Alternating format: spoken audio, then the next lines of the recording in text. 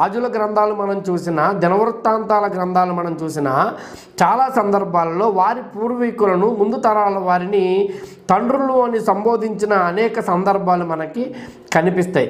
అంతేకాకుండా ఈ నబూకద్నెజర్ అనే వ్యక్తి ఆ సామ్రాజ్యానికి అప్పటికి రాజుగా ఉన్నాడు. ఇక్కడ మనం ధ్యానిస్తున్న ఈ విందు సంఘటన జరిగినప్పుడు అతడు అక్కడ లేకపోయినప్పటికీ ఆ సందర్భంలో రాజు మాత్రము నబూకద్నెజర్ అన్న విషయాన్ని మనము అర్థం చేసుకోవాలి.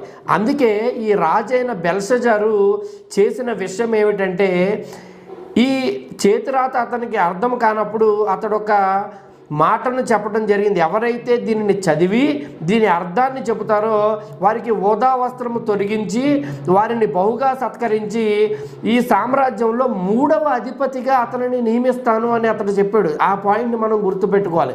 చూడండి, బెల్షజరే ముఖ్యమైన రాజు అయినప్పుడు అతడు సత్కరించబోయే వ్యక్తి తన తర్వాతి స్థానాన్ని ఇవ్వాలి అని ఆశపడి